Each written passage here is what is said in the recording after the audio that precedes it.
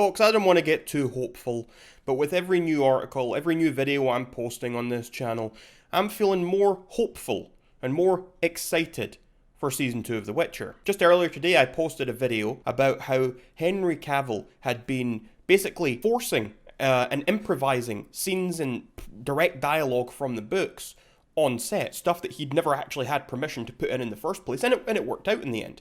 And that's because he's very passionate about what he's doing. And so I was thinking, hey, that's great, we've got someone over there who really gets the books, who really wants to try and make it work for the book fans, because he himself is also a book fan. He wants to try and stay as true as possible to the source material, regardless of maybe what the writers are also doing. So he's trying to do as much as he can to be faithful to the material. But then I've just finished recording that video, I've posted that video, and I've just read another, I've seen another bit of information, and it's from the showrunner Lauren Hissrich. And in an interview she has done with shiftdelete.net, she has revealed one of her regrets, her biggest regret about the plot in Season 1 of The Witcher.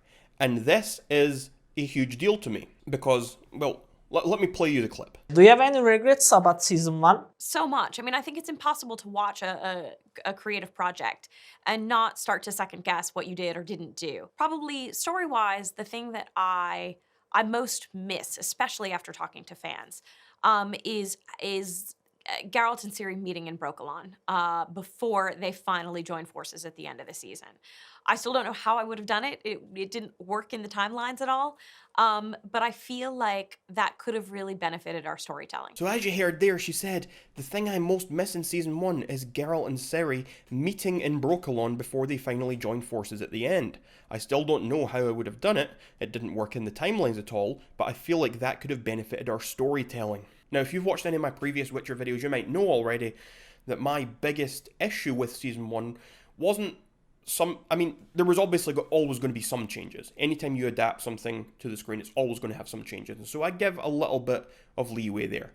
But I found that the absence of Brokilon was almost unforgivable in a way, because it was, to me, that set up the most important moment, the most powerful moment in any of the books. And that was something more. And that's when Geralt and Ciri come together at the end. And without the Brokilon Forest meeting, there is no emotional weight, there is no impact behind that. That moment means nothing. Something more has been ruined because you didn't do the proper Sword of Destiny chapter from the books. You didn't do the meeting between the two of them. You didn't do the Brokilon Forest part. And to actually see Lauren acknowledge this, to see the showrunner of the show acknowledge and say that she regrets not putting it in somehow. She doesn't know how she would have done it because of the timelines, which is fair to an extent. I would argue that regardless of the timelines, this was more important. This was the most important thing to get right, I thought. And I think that the timelines, regardless of whether you liked them or didn't, the timeline should have been abandoned and scrapped to make way for this, because this was ultimately, in my opinion, more important than anything else that they had to get right in Season 1. And for me, that's what that's my biggest disappointment. That's the thing I'll never get over from Season 1. Yeah, regardless of the things that I did like, or in Season 2 that might make up for that.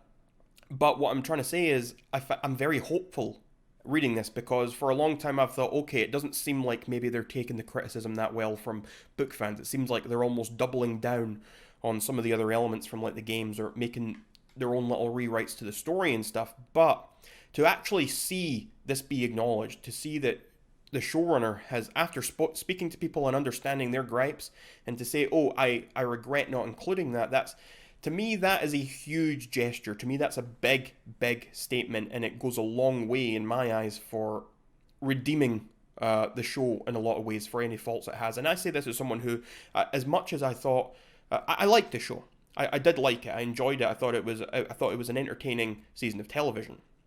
However, as I thought that serving as an adaptation of the source material, it failed in most ways. I thought it was a failure of an adaptation.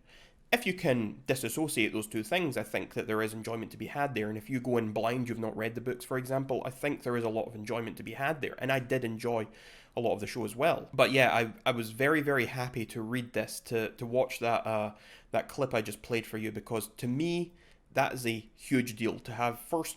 Earlier we talked about, in another video I posted earlier today, we talked about how Henry Cavill is trying to push, change little bits of dialogue to be a bit more faithful.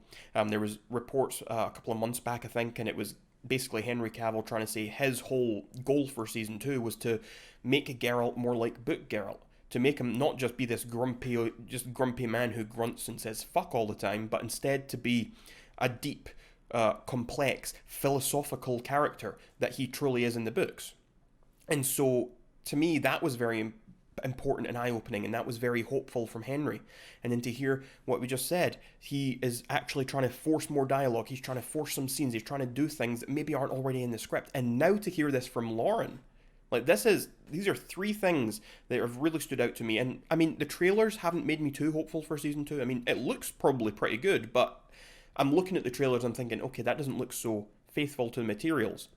But when I read this stuff, it's hard for me not to be hopeful. It's hard for me not to feel a little bit better about any concerns I've had. And so I'm going to leave this video there. Let me know what you're thinking in those comments down below. Does this sort of thing make you feel a little bit better? Do you think she's just saying it for the sake of saying it? Like, what are your thoughts on this story? And if you want to hear more Witcher coverage, be sure to subscribe to this channel, leave a like on the video, leave a comment, all the rest of it, and I will see you all very soon.